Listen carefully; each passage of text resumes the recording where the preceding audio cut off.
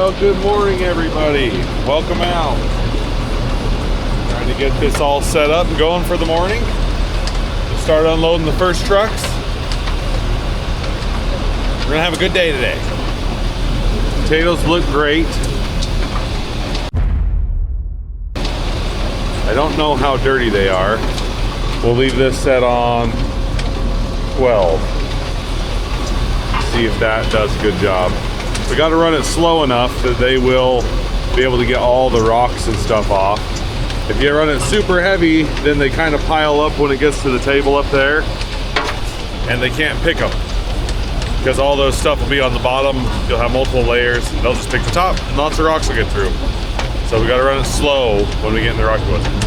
Now the next field, granted we won't be there for like 2 days, but the next field has like no rocks in it at all. So we should be able to run a little bit faster. We're just gonna try and get out to the dirt, so.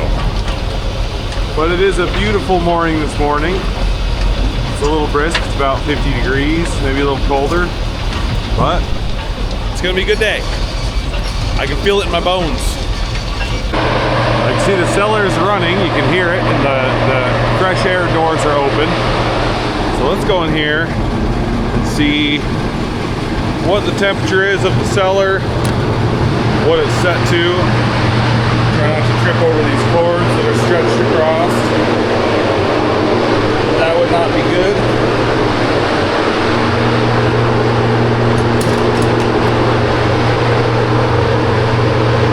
Alright, looks like we have it set to 55. Blended temperature is 55, so that's good. Outside air temperature is 52. Hey, I was close. So, with these, we put them in a certain temperature, and then we slowly every day try and bring them down like a half a degree or a degree every single day. And after about 2 weeks, the ideal is to get the temperatures down to between 35 and 40 degrees. With our processed potatoes that we did, well, for the last 30 years, you didn't want to get them much below 45 degrees. Well, for fresh, and that was because if you get below that, it starts to increase the sugars. And if you want to keep your sugars low, you need to keep them at a higher temperature. So for process, they wanted low sugars for their potato products they were making, and that's why we kept them at a higher temperature. Which is also why we had sometimes they would sprout and start to grow. Now with these, they don't care about the sugars, they just want them to last in storage for a long time.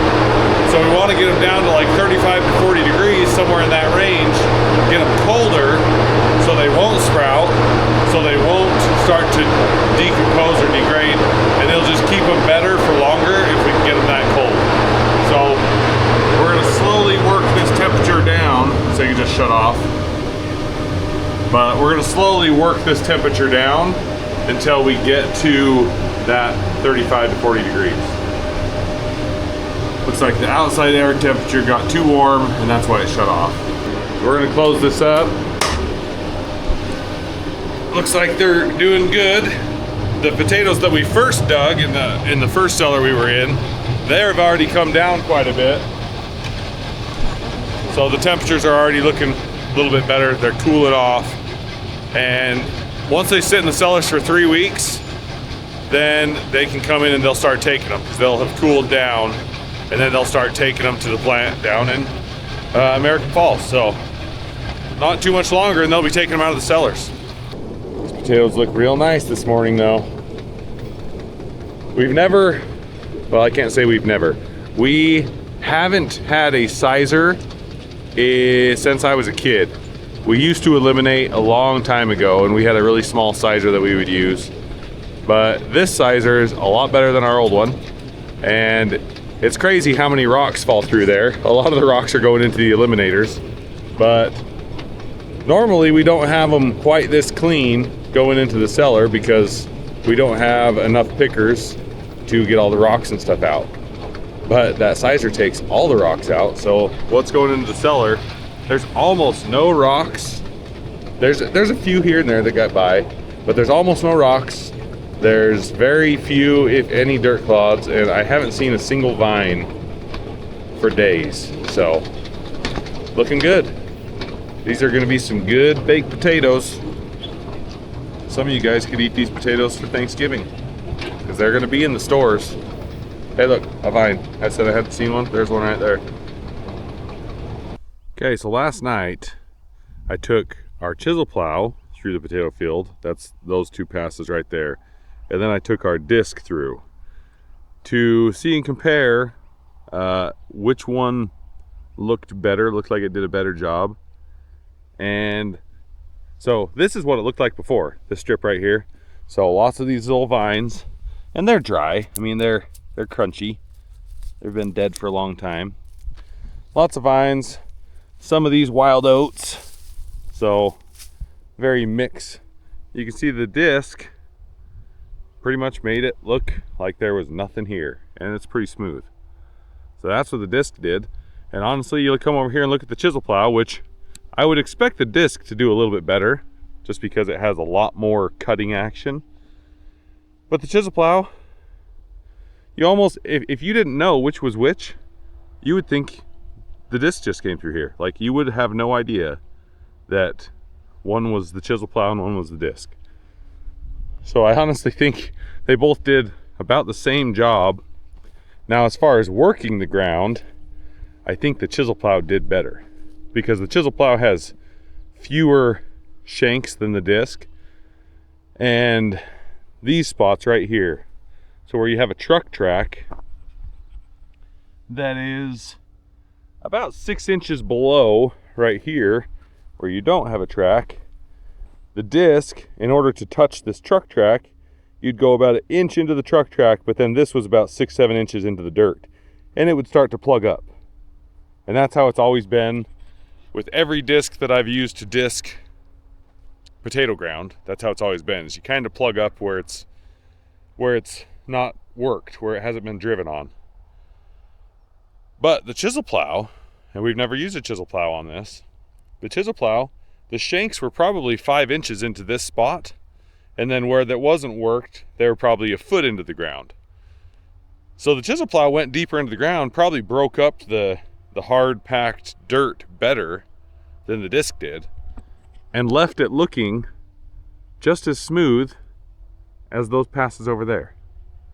So I honestly think I might use the chisel plow to work up all the spud ground, just because it's going to work up these truck tracks better than the disc would. It isn't going to chop the vines as good, but the chisel plow does have little discs on the front that'll chop them a little bit. So interesting results. I thought the disc would have done a little bit better, and I think the disc left it a little smoother than the chisel plow. It's just a little bit smoother, but this is still pretty darn smooth. Compared to what we used to do like 15 years ago, this is amazing results. Now I did one pass that went through, if you can see, this was a really thick wild oat patch, and I decided to drive through it with the chisel plow and see what it looked like. It's definitely bumpier, but it still mixed in a lot of those wild oats and got them worked into the ground. If we can get them worked into the dirt, they will break down quicker. So by covering them up, then all the bugs and worms and stuff that are in the dirt can kind of eat them, and they'll degrade. So, but it definitely left more clumps than I think the disc would have done had I gone through like over there with the disc. It probably would have chopped it a little bit more and mixed it in just a little bit better. So where there's thick weeds and wild oats, the disc would definitely do better, but still not bad. And that's why we hooked the disc up, because I'm gonna go disc some corn later, and we need to chop that stuff and work it in. So the disc is definitely the right option. So there's definitely pros and cons to both, and there's situations for each one. Sometimes you want the disc, sometimes you want the chisel plow. Sometimes you want a turnover plow, but we don't have one of those. We used to, but we don't have one. Lemken makes a pretty cool one that we have thought about getting, but I don't know how much we would actually use it, so who knows. All right, it's been a couple hours. I just got back from town. I had to go get an air filter and oil filter for this because it needs to be serviced before I can go out and disc. So I'm gonna pull this over to the shop. We're gonna change the oil. Okay, I've got the oil ready. This is the oil filter. So I have a new one sitting right here. But then to drain it, they made it easy. I just turned this little valve. I've already got a bucket down there. I don't know if I'm gonna hit my bucket, but oh, look at that. Just drain it right into the bucket. When the bucket's full, shut it off, switch buckets. They made it kind of easy. So I have to do that. And then here's the air filter. I got to pull this out. It's pretty dirty. It's been throwing warnings that it's restricted. So I'm gonna get this all changed up and hopefully be able to get out and start disking some of the corn. So I have 2 buckets here because I'm pretty sure this thing has like 7 or 8 gallons of oil in it. So 1 bucket's not gonna hold it. Okay, well, the oil finally finished draining. I have 2 5-gallon buckets, and I think this holds 5 gallons. So we have 14-ish gallons here, which is a lot more than I was expecting. I'm gonna dump it in here because we actually use our old oil in our furnace up here to heat the shop during the winter. So it does not go to waste. I'm not sure the exact number of quarts it takes. So we're gonna start with 12 gallons. That's 48 quarts. And then we'll add a little bit as we go to make sure we don't overfill it. The other thing I need to do is pull this massive air filter out. It's clean on this side, but the other side is packed full of dirt. So we have a new one. That thing is bad. Now we gotta pop this new one in. And we should be good to go for quite a while. It was throwing air codes. All right, I need 2 hands to get this in. But it was throwing air codes that there was restriction on the air filter. So new filter, new oil, should be good to go for quite a while. Just top it off and we'll get going. All right, so we got a little bit of a problem. It is coming though. So if you can see, this is our John Deere 8335R. It broke a pin on the independent suspension, and we're having to pull the inside out, push the pin out. We got new parts to go back in. Just taking a little bit of time, but we are working on it. So John Deere, if you're watching, you could send us a demo, 8RX, 370, 410, something like that. I'm sure Josh wouldn't mind, huh, Josh? No problem. If you had to run a new one, Anyway, we're getting there. Well, there's about 2 foot of corn stalks still, and there's a ton of just corn trash on the ground. So, we're gonna see how this goes. We've never worked up corn before, so first time for everything, I guess. Just got to get this thing unfolded. Okay, well, I just did 1 pass to get my GPS line. Now I can focus a little bit more to show you guys how this is doing it. I'm only going set to 5. I had it set deeper, and it's just throwing so much trash that it plugged it right up. But let's speed up, and I'll let you guys watch the amazing disc just throw the trash all over the place. It'll pull about 10 miles an hour. So these Lemken implements, they're all high-speed implements, so they work best the faster you can go. So with going really fast, it just chucks all that trash, chops it up really good. We're gonna get this worked up nice.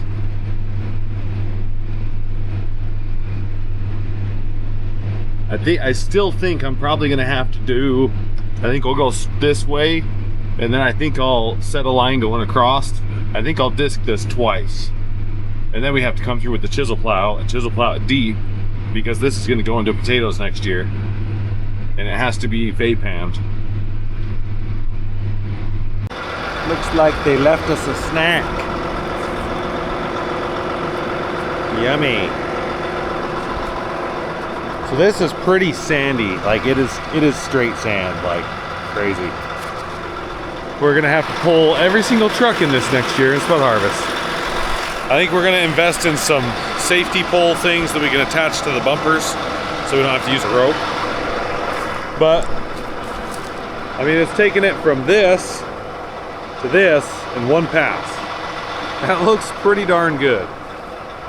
I got to move this pivot so I can get to this side. I had to get out for a minute because I'm dragging a chain.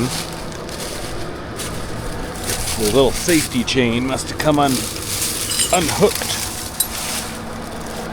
I'm not exactly sure how this was hooked. I want to say it was like that, but it seems like it will just come right off. So for now, we're just going to kind of loop it around, call it good. It's doing a good job. I've done the long rows in the middle. I have these two passes, and then I can move that pivot over. That way, that pivot and this pivot are out of the way, and I can do all that, and I can do all that. There is another pivot over there, but it's right up against the edge, so I'll do next to that and then move it out so I can do behind it. But I'm getting it. These things are so stiff. Never done anything with corn before and did not realize how stiff these things are. It's crazy. But this thing's doing a good job of just chopping them down and chewing them up. Just eating them. Just churning it up. After kicking those and seeing how hard they are, it makes me even more impressed with how well this thing is just chewing them up and flattening it. So we thought we were going to have to disc this like twice and then chisel plow it, but we talked to the guy who owns this field, and he's actually an agronomist. So he said we just have to disc it once, and then they can come through, because this is sand, so it's pretty soft. They can come right through with their big ripper and shank in the vape ham. So we're just gonna have to disc it one time, which is kind of nice. And then we'll work it up a little bit more in the spring when we go to plant potatoes. All right, well, I'm still out here working. I've done a lot of this field. I'm gonna be working at it for the rest of the night. But I guess the tractor, the 8335R that was hooked to the crossover, I guess it's been leaking a little bit of hydraulic oil from a hydraulic line that's under the cab. And they were worried about it. They were talking about having another tractor brought out to use. And I guess we should have done that, because that line just exploded and now that tractor's just stuck out in the field and we can't really do anything with it. So they're putting the duals on our 8330, which I think that used to pull the crossover before we got these bigger tractors, so it should pull it just fine, but it throws a lot of codes, so we might be looking to see if we can have another tractor brought out. But look at this sunset right now. Isn't that gorgeous? Just out here and getting the best sunsets during harvest. It's just gorgeous sunset. Yeah, that's a little update on what they're doing at home on the out in the field with the, man, this tractor's rough. Just shaking around like crazy as it shifts down. Yeah, that's the update from the field where they're digging potatoes. But I'm just gonna enjoy this beautiful sunset as I continue to work up this corn. You can definitely see corn, no corn. Like, it works it up real good. I'm really impressed with this, because how hard those corn stalks are, that's pretty awesome that it's working it up this well. One more view of the sunset. Look at that beauty. All right, I'll check back with you guys in a little bit. So if you look right here, you can see, and my lights are on. Guy feeling it got a little overzealous, and that's what turned the lights on. Hit that switch, all these potatoes. All right, well, I've finished the other half of the field over there, and now I jump back to this half, but it's really hard to see. There's a bunch of risers out here, and this thing, I mean, it does have good lights, but it's just hard to see where they're at because they're not marked. I think we're gonna have to go put some posts by the risers so we know where they're at, so somebody doesn't run them over, because I almost hit one already. So I think I'm gonna go to this end and go back and then probably head back to the cellar, call it a day in the disc. We'll go see. I know there was a chance that they were going to finish the cellar and possibly the field tonight. So we'll go back to the cellar and see how much they've got done, how much is left in there. It's really bouncy in here. I am going almost 10 miles an hour. So we'll get this finished up. We'll get back to the other end of the field and drive this back to the cellars and see what they've got. All right, well, they didn't finish the cellar or the field because the tractor pulling the crossover broke. So they just barely got the other tractor hooked up to the crossover. They sent the whole crew home. They're gonna go load the trucks and then just park them in the cellar, and then we'll hit it tomorrow. So hopefully the other tractor, it is a smaller tractor and it doesn't have front duals on it. It just, they put the back duals on. Hopefully it has enough, I'm sure it'll have enough power to pull it. Shouldn't be a big deal, but we have other things that that tractor is supposed to be doing shortly. But anyway, guys, I hope you enjoyed the video today. If you did, go down below, hit subscribe. It really helps us out. I'm Big T. I love you. I'll see you in the next one.